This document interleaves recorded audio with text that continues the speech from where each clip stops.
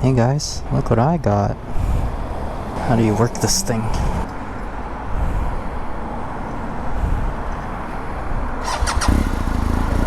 Nighttime ride. Normally I don't ride at night. Oh.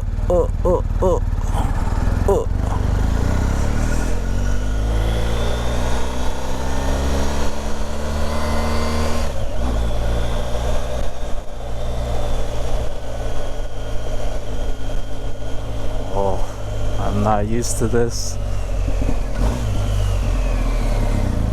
Oh, I didn't adjust my mirrors, oh no. Oh!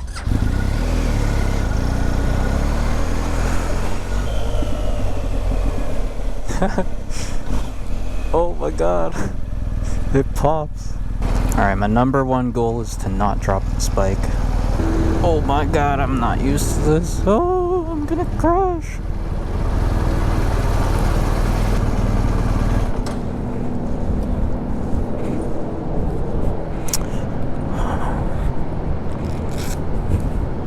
How do I get in here? Whew.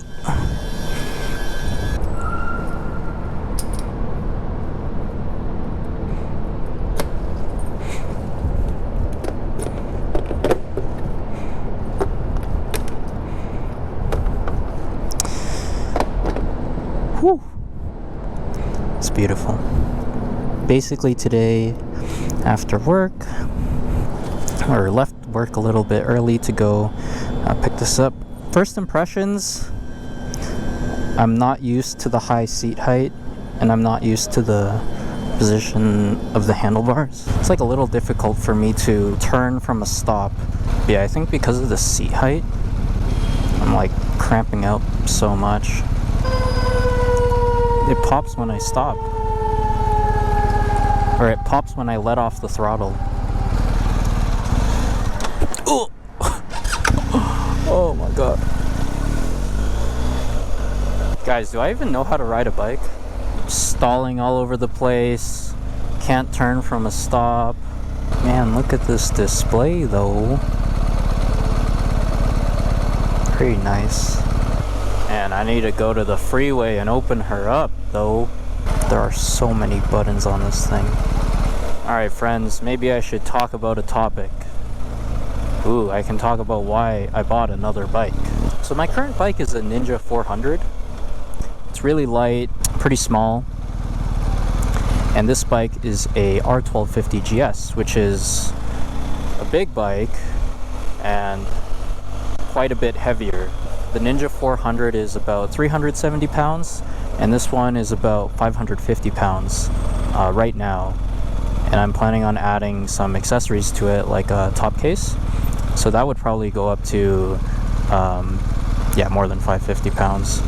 So why did I buy another bike? So the Ninja 400 is actually a great bike. Like, I really like it. I think where it lacks is when you're using it outside of the city. If you're using it like on a freeway.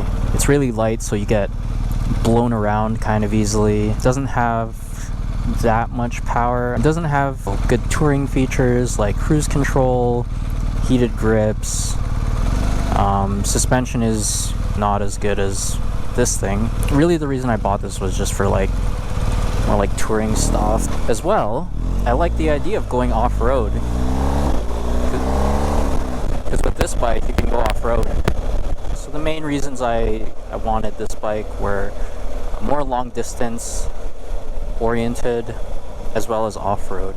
I'm pretty happy, I think, with having the Ninja as my city bike for my commuter and using the R1250GS as like more longer distance, going off-road. So the hill start assist is not that strong. I can actually roll the bike back if I use my feet. Yeah, one thing that I will note about this bike is I am glad that I did not start on this bike. There are bikes out there that are, labeled as really good for beginners, and they're generally pretty light, pretty low in cc's, so they're not that fast. And so this bike would definitely not be labeled as a beginner bike. It's pretty heavy. One thing you might be wondering, like, oh, if you're not confident on the bike, like, why are you going on the freeway so fast with it? Well, actually, it'll be a lot easier to handle this at high speeds. So technically, the safest place for me to be is the freeway. Nice, we got some AC, aka wind. Yeah, this is nice. It's so stable compared to the 400. I mean, I guess we're only at like 70, but it's super stable. I want to see how it does at like 90. Because yeah, the Ninja at 90, it's like, oh man. It's like shaking all over the place, you know? Whoa! This thing is so fast!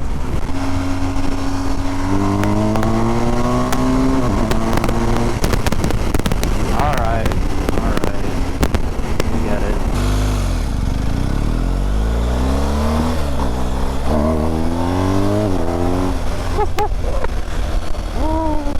I actually fucked up kind of bad. Fortunately, nothing bad happened, but I messed up. So what ended up happening was, back when I was at the parking garage at home, I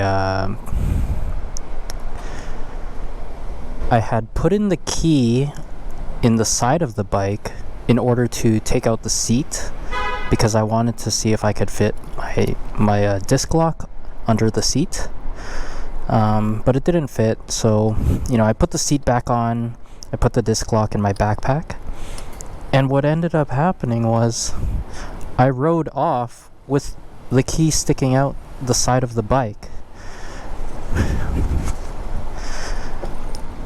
But, you know, okay, so that, it wasn't like that terrible, I guess. It didn't fall out, and I guess it's like somewhat secured when it's in the side of the bike. But the real issue is, after I parked and went to the restaurant, the key was still in the side of the bike. Like, I literally left my bike here without the disc lock, with the key right here sticking out. So basically, yeah, so I left the bike here unlocked with the key sticking out, went to the restaurant, put down my stuff, ordered, and then I came back to lock the bike, and I realized, like, oh, I don't have my key. Like, where's my key? It's not in my pocket. And then I saw it just sticking out here. So I basically, for what, like 5 minutes, left the free bike here in the parking lot. But fortunately nothing happened. Next time I'll definitely lock it every single time before I leave it. Yeah, so what I wanted to do is pair my phone to the bike, because then I can get turn-by-turn navigation on the display. It's not as good as like having a map on the display, but it's good enough. 100% gas. Whoa, it shows some stats on the app? That's so cool.